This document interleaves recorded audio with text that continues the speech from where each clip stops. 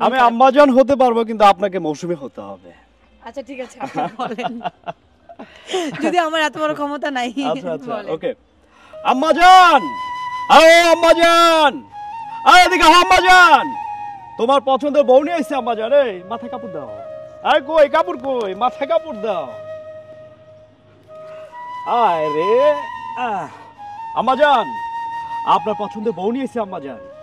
আপনি খুশি হন না আম্মাজান? ভাইয়া আসসালামু আলাইকুম, কেমন আছেন আপনি? ওয়ালাইকুম আসসালাম। আসসালামু আলাইকুম। আলহামদুলিল্লাহ অনেক ভালো আছে। দর্শক দেখতেই পারছেন আমি জুনিয়র মান্না ভাইয়ের সামনে দাঁড়িয়ে আছি। তো আমার কিন্তু সবথেকে পছন্দর বা খুবই প্রিয় একজন হিরো ছিলেন আমাদের মান্না ভাই। তো আমি তার পাশে দাঁড়িয়ে মনে হচ্ছে যে আমি তার সাথে কথা বলতে পারবো। হয়তো অরিজিনাল মানুষটার সাথে তার কথা বলা সম্ভব না, চাইলেও বলা কোনোভাবেই পসিবল না। তো আমি ভাইয়ের কণ্ঠে অবশ্যই মান্না ভাইয়ের ভয়েসটা শুনতে চাই। আর আপনি এটা কিভাবে আয়ত্ত করলেন আমাদেরকে একটু ক্লিয়ার করবেন প্লিজ। আসল কথা হচ্ছে আমি ছোটবেলা থেকে যখন মান্না ভাই আম্বাজান সিনেমা দেখি তখন থেকেই হচ্ছে আমি তার আম্বাজানের লাস্ট ফিনিশিংয়ের যে ডায়লগটা, এই অভিনয় দেখে আমি তাকে মনে প্রাণে একেবারে ভালোবেসে ফেলি।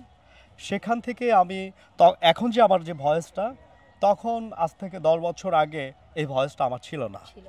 আমি ট্রাই করতে করতে যখন আমি দেখা যায় যে কোনো কাজ করতেছে, ওই কাজের মধ্যে না ও মানে সবসময় মান্না ভাইকে ফলো করতাম। তো ফলো করতে করতে করতে করতে হয়তো আল্লাহ উপর আল্লাহ আমার মানে ভিতরের আশাটা ডাক শুনেছে যে যে এই ছেলেটা এই মানুষটাকে এত ভালোবাসে, তো ক্ষমতাটা দেই, ওর কণ্ঠটা ওর ভিতরে দিয়ে দেই। তো আল্লাহ আমার যে কণ্ঠটা, এটা একটা গড গিফট বলা হয়। অনেকেই মান্না ভাইয়ের ভয়েস দেয়। হ্যাঁ, একটা জিনিস জানতে চাচ্ছি, সেটা হলো আপনারকে জুনিয়র মান্না হিসাবেই সবাই চিনে, কিন্তু আমি আপনার রিয়েল নামটা জানতে চাই। আমার রিয়েল নাম হচ্ছে মুন্না আলামিন ইসলাম মুন্না। মুন্না নামেই হচ্ছে আমার সব জায়গায় পরিচিতি। আর জুনিয়র মান্না হিসাবে শুধু অনলাইনে জুনিয়র মান্না, অনলাইনে আর কি, অনলাইনে হ্যাঁ, আর অফলাইনে শুধু যে আপনার রিয়েল মুন্না। হ্যাঁ আচ্ছা মুন্না ভাই, আপনি যে এই যে মান্না ভাইকে যে মানে এই যে আয়ত্তটা করলেন বা এই যে তার ভয়ে যে কথা বলেন, এটা তো অবশ্যই আপনার ভালোবাসা থেকে, তাই তো? এটা একজন মানুষ কতটা ভালোবাসলে তার কণ্ঠটা, হ্যাঁ কণ্ঠটা আয়ত্ত করতে পারে, এটা একমাত্র সেই জানে।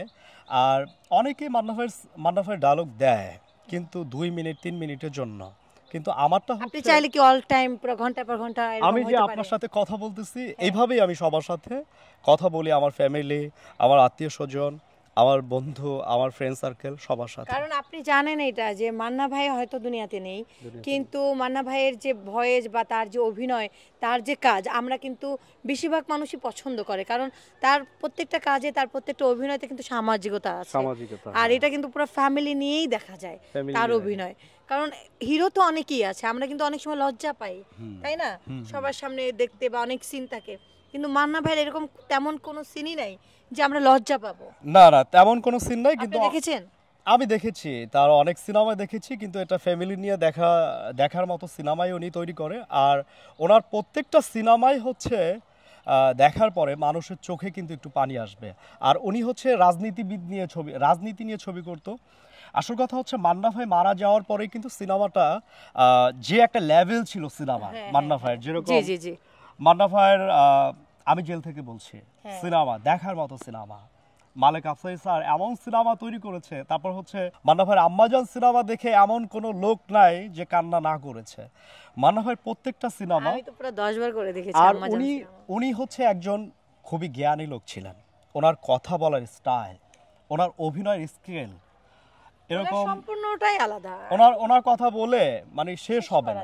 আমি আম্মাজানকে যে মান্না ভাই ডায়লগটা দেয়, আম্মাজান বলে, এই ডায়লগটা না দিলে কিন্তু আমার দর্শকরা প্রায় একদম, আমি আম্মাজান হতে পারবো কিন্তু আপনাকে মৌসুমী হতে হবে। আচ্ছা ঠিক আছে, আপনি বলেন। যদি আমার এত বড় ক্ষমতা নাই। আচ্ছা আচ্ছা ওকে।